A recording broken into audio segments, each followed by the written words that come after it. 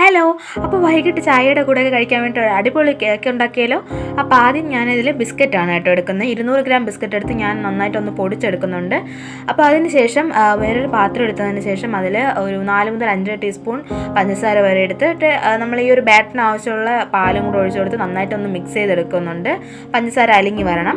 അതിനുശേഷം ഞാൻ ബേക്കിംഗ് സോഡയ്ക്ക് പകരം ഞാനിവിടെ ഈസ്റ്റാണ് എടുക്കുന്നത്. അപ്പോൾ അതും കൂടെ ഒന്ന് നന്നായിട്ടൊന്ന് മിക്സ് ചെയ്തതിന് ശേഷം 2 മുട്ടയും കൂടെ പൊട്ടിച്ചൊഴിച്ച് അതും നന്നായിട്ടൊന്ന് മിക്സ് ചെയ്തതിന് ശേഷം ഈ ഒരു പൊടിച്ച് വെച്ച ബിസ്ക്കറ്റിൻ്റെ പൗഡറും കൂടെ ഒന്ന് ആഡ് ചെയ്ത് കൊടുക്കുക. അതൊക്കെ നന്നായിട്ടൊന്ന് മിക്സ് ചെയ്തെടുത്തതിന് ശേഷം അരമണിക്കൂർ മുതൽ 1 മണിക്കൂർ ഒന്ന് റെസ്റ്റിന് വെച്ചതിന് ശേഷം നമുക്കെടുത്ത് അതിൽ ഞാൻ കുറച്ച് ഈന്തപ്പഴം കട്ട് ചെയ്തതും കൂടെ ഇടുന്നുണ്ട്. നട്ട്സൊക്കെ വേണമെങ്കിൽ ഇട്ട് കൊടുക്കാവുന്നതാണ്. അതിനുശേഷം ഇഡലി തട്ടിൽ നെയ്യ് ഒന്ന് തടവിയതിനു ശേഷം അതിലൊഴിച്ച് വെച്ച് വേവിച്ചെടുക്കുന്നുണ്ട്. സംഭവം സൂപ്പർ ടേസ്റ്റാണ്. നല്ല സ്പോഞ്ച് പോലെ ഇരിക്കുന്ന കേക്കാണ്. അപ്പോൾ എല്ലാവരും ഒന്ന് ട്രൈ ചെയ്ത് നോക്കുക. എൻ്റെ ചാനലും കൂടെ ഒന്ന് സബ്സ്ക്രൈബ് ചെയ്യാം.